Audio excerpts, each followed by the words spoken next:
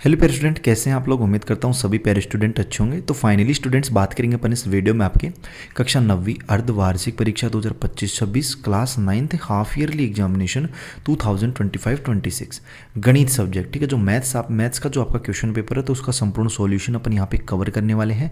Total number of question की बात करें तो 45 यहाँ पे क्वेश्चन रहेंगे आपके और मैक्सिमम मार्क्स आपके 70 अंक है। ठीक है, चैनल पे पहली बार आए तो यार चैनल को जरूर सब्सक्राइब कर लेना और हर एक प्रश्न का आंसर जो हो अच्छे से देखना। ठीक है, कि किस तरीके से उसका सॉल्यूशन किया जा रहा है, क्योंकि मैथ्स जो है वो कई स्टूडेंटों को टफ भी लगती है, बाकी कई स्टूडेंटों को सबसे सरल सब्जेक्ट भी यही लगती है। तो बाकी आप अपने अकॉर्डिंग जो है देख सकते हो। ठीक है, देखिएगा। और चैनल पे पहली बार आए तो यार चैनल को जरूर सब्सक्राइब कर लेना, बेल का जो नोटिफिकेशन है उस पर ऑल पे सेट कर लेना, ताकि जैसे नेक्स्ट वीडियोस अपलोड होना उसका नोटिफिकेशन आप तक पहुंच पाए। देखिएगा, खंड ए है आपका सबसे पहले सेक्शन ए, जिसमें वस्तुनिष्ठ प्रश्न पूछे जाते हैं, ऑब्जेक्टिव टाइप क्वेश्चन।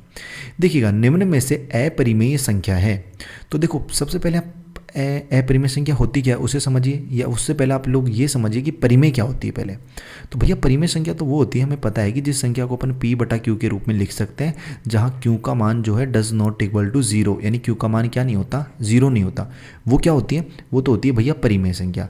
अब अगर ऐसी परिमेय संख्या जिसे अपन ऐसी संख्या जिसे अपन P/Q के रूप में नहीं लिख सकते, वो आपकी अपरिमेय होगी। ठीक है, तो यहाँ पर अगर अपन 5 की बात करें तो ये तो एक परिमेय है, क्योंकि अपन इसको P/Q के रूप में लिख सकते हैं, इसके बटा में 1 लगा सकते हैं। रूट 25 है तो रूट 25 का मतलब तो भैया 5 ही होता है, और रूट 3 आ गया तो इसको अपन P/Q के रूप में नहीं लिख सकते। तो यहाँ पे सह वाला जो ऑप्शन है ना, ये आपका इसका राइट आंसर हो जाएगा। ठीक है, मतलब इस अपरिमेय संख्याओं का मतलब वो होता है कि जिनका मान जो है ना वो सतत नहीं होता। ठीक है, अगला देखना आप लोग प्रश्न क्रमांक 2 कि बहुपद 5x³ + 4x² + 7x की घात, इस बहुपद की घात पूछ रहा है। पेरेंट वीडियो की क्वालिटी 480 कर लेना ताकि आपको एकदम क्लियर दिखे। ठीक है, देखो ये बहुपद दे रखा है 5x³ + 4x² + 7x, इसकी घात पूछ रहा है। अब घात यानी कि डिग्री पूछ रहा है। अब डिग्री क्या होती है स्टूडेंट्स, तो जो हाईएस्ट यहाँ पे आपको पावर दिख रही है ना, हाईएस्ट पावर, वही उसकी क्या हो जाएगी, डिग्री। हाईएस्ट पावर मतलब हाईएस्ट जो अधिकतम घात है वही होगी इसकी। ठीक है, तो यहाँ पे देखो अपन बात करें तो यहाँ पे देखो 3 है, यहाँ पे 2 है और यहाँ पे x की घात 1 है, तो यहाँ पे कितनी हो जाएगी, अधिकतम कितनी है, 3। तो इस बहुपद की घात भी क्या हो जाएगी, 3। तो द वाला जो ऑप्शन है ना, ये आपका इसका राइट होगा। फिर देखो अपन थर्ड वाला क्वेश्चन देखते हैं। इंग्लिश मीडियम वाले भी समझते रहना, इसमें डी वाला ऑप्शन आएगा। देखो नेक्स्ट है कि यदि x+1 बहुपद 2x³ + 8x² + 3x + k का एक गुणनखंड है, तब k का मान। ये जो है ना, ये x+1 ये इस बहुपद का क्या है स्टूडेंट्स, इसका एक फैक्टर है, मतलब इसका गुणनखंड है। तो इस बहुपद को ये क्या करेगा, संतुष्ट करेगा। ठीक है, तो अपने को k का मान बताना है, यानी देखो x+1। ठीक है, अगर इसकी इक्वल में अपन 0 रखें तो x का मान कितना आ गया स्टूडेंट्स, यहाँ से आपको भैया -1 आ गया। ठीक है, अब ये अगर x का मान अपन -1 इस बहुपद में रखें, ठीक है, तो यहाँ पे इस पूरे बहुपद का मान कितना होना चाहिए, 0 होना चाहिए। क्यों भैया, क्योंकि भैया ये इसका गुणनखंड है, इसका क्या है, गुणनखंड है। इसने पहले बोला है कि ये एक गुणनखंड है। ठीक है, इस बहुपद का क्या है, x+1 गुणनखंड है। तो देखो यहाँ पे -1 रख देते हैं, तो यहाँ पे देखो 2। ठीक है, फिर -1 की घात कितनी बनेगी, यहाँ पे देखो -1 की घात कितनी है, 3। ठीक है भाई, x³ था ना 3। ठीक है, प्लस यहाँ पे 8। ठीक है, और -1 की क्या हो जाएगा, स्क्वायर। ठीक है, समझते रहना, +3। ठीक है, फिर क्या, -1। ठीक है, फिर प्लस क्या है, प्लस है भैया k। ठीक है, ये पेन सही से नहीं चल रहा है। ठीक है, बराबर में क्या जाएगा, 0। ठीक है, बराबर में क्या जाएगा, 0। अब यहाँ पे देखो, ये -1 की घात अगर 3 है तो इसका मान कितना होगा, इसका मान होगा भैया 1। और -1 जब 2 से गुणा होगा तो कितना बना देगा, -2। ठीक है, अब ये -1 का स्क्वायर कितना होता है, -1 का स्क्वायर कितना होता है भैया, 1 ही होता है। जब 1 8 से गुणा होगा तो प्लस का 8 ही रहेगा। ठीक है, प्लस का 8 ही रहेगा। ठीक है, फिर यहाँ पे देखना, ये -1 इस 3 से गुणा होगा तो -3। ठीक है, -3 प्लस क्या, k, प्लस क्या है, k है, बराबर में क्या है, बराबर में भैया 0 है। ठीक है, बराबर में कितना है, 0। अब यहाँ पे देखो, ये -2 और -3 कितने हो गए, -5 हो गए, और प्लस के 8 हैं, तो कितने बचेंगे यहाँ पे, तो यहाँ पे बचेंगे भैया +3। ठीक है, कितने बचेंगे, +3 +k बराबर में 0। ये पेन सही से नहीं चल रहा है स्टूडेंट्स, ठीक है, लेकिन आप समझते रहना।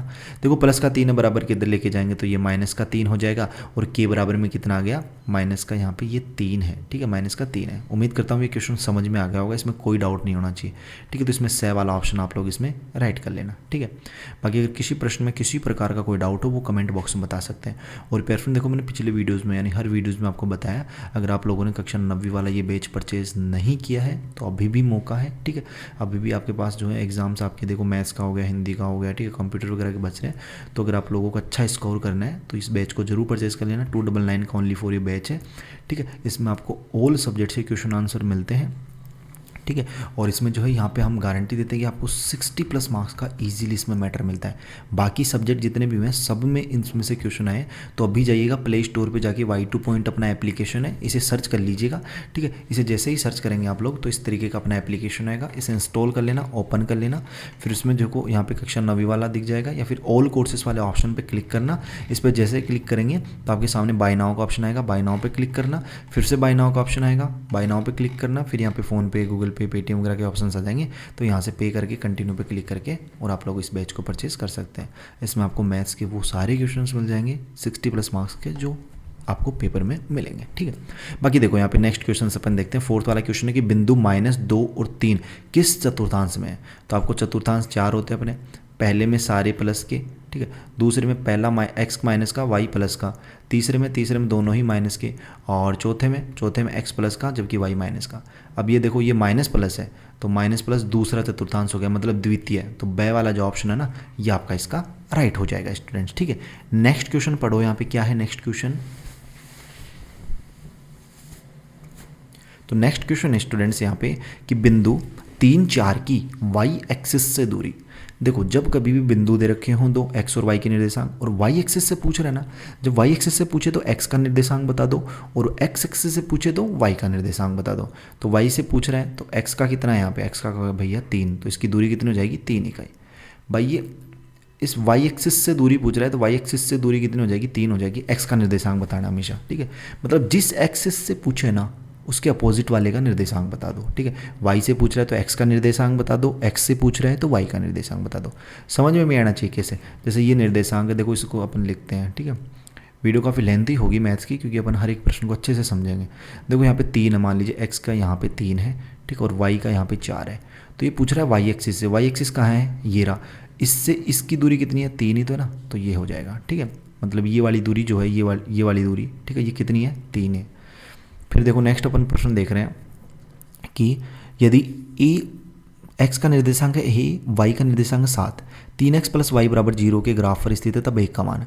तो मान रख दीजिए x की जगह a रख देना, y की जगह कितना 7 रख देना। तो कितना बन जाएगा ये समीकरण 3a + 7 = 10, ठीक है, इस तरीके से बनेगा, ठीक है। तो यहाँ पे देखो 3a से कैसे, ठीक है, बराबर में देखो 10 माइनस कितना हो जाएगा, -7 हो जाएगा भैया, ठीक है। तो 3a, ठीक है। अब आप कहोगे भैया 7 ये कहाँ से आ गया, देखो x की जगह और y की जगह मान रखे हैं, ठीक है।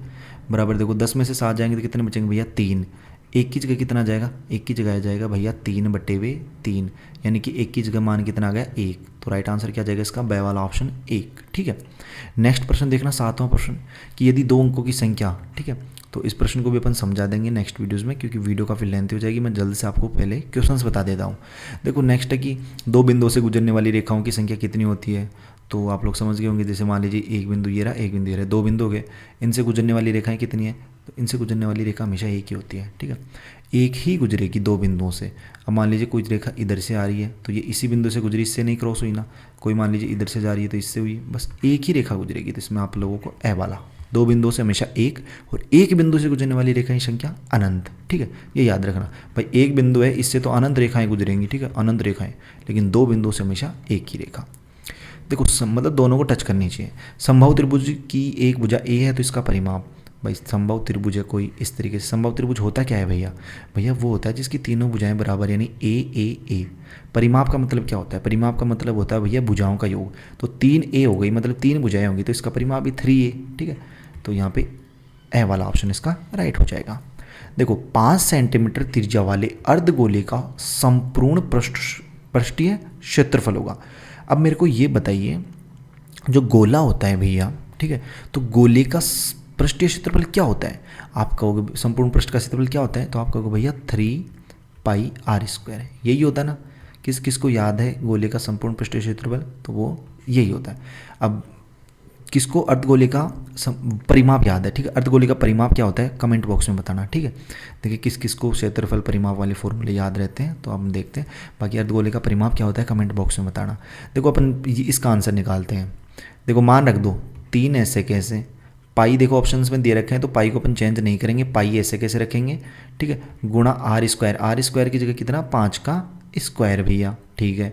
तो ये कितना हो गया 3π गुणा 25 गुणा कितना भाई 5 का स्क्वायर कितना होता है 25, 5 का स्क्वायर 25 होगा ना, 25 को 3 से गुणा करेंगे 25 75, और साथ में क्या चल रहा है, साथ में चल रहा है भैया पाई, तो 75π इसका राइट आंसर आ जाएगा। ब वाला ऑप्शन आप लोग इसमें राइट कर लेना, ठीक है, इस तरीके से। फिर यहाँ पे देखो रिक्त स्थान वाले प्रश्न आ गए, तो इनको भी आप लोग पढ़ सकते हो कि जब घनाभ की लंबाई चौड़ाई ऊंचाई समान हो तो उसे क्या कहेंगे, आयत कह देंगे, ठीक है। सबसे अधिक बार आने वाला प्रेक्षण क्या कहलाता है, किसी भी घटना के घटित होने की प्रायिकता और 0 और 1 के बीच में ही होती है हमेशा प्रायिकता, ठीक है। और यदि P ऑफ A ये है तो क्या होगा, ठीक है। और बाकी आगे के जितने भी क्वेश्चन हैं वो नेक्स्ट वीडियो में कवर करेंगे, वीडियो थोड़ी सी लेंथी हो गई है, ठीक है। बाकी नेक्स्ट वीडियो में आपको जल्दी इसकी प्रोवाइड करवा दूंगा। तब तक मैंने जितने प्रश्न बता दिए हैं उनको प्रैक्टिस कर लीजिए। कोई डाउट हो किसी प्रकार का, कुछ भी आपको पूछना हो तो जल्द से कमेंट बॉक्स में बता देना। चैनल को सब्सक्राइब नहीं किया यार, चैनल को जरूर सब्सक्राइब कर लेना। और पेरेंट अगर आपको टेंशन फ्री रहना है तो बैच को परचेज कर लेना, इसमें आपको क्वेश्चन मिल जाएंगे, ठीक है, उनकी प्रैक्टिस करके चले जाना बस बिंदास। बाकी जो है आप लोग अपने दोस्तों के साथ भी इस वीडियो को आपको शेयर जरूर करना है, ठीक है। मिलते हैं स्टूडेंट्स जल्दी नेक्स्ट वीडियोज़ में इसी होशम जोश के साथ। तब तक सभी प्यारे स्टूडेंटों को बाय, धन्यवाद, टेक केयर स्टूडेंट्स, मिलते हैं, बाय।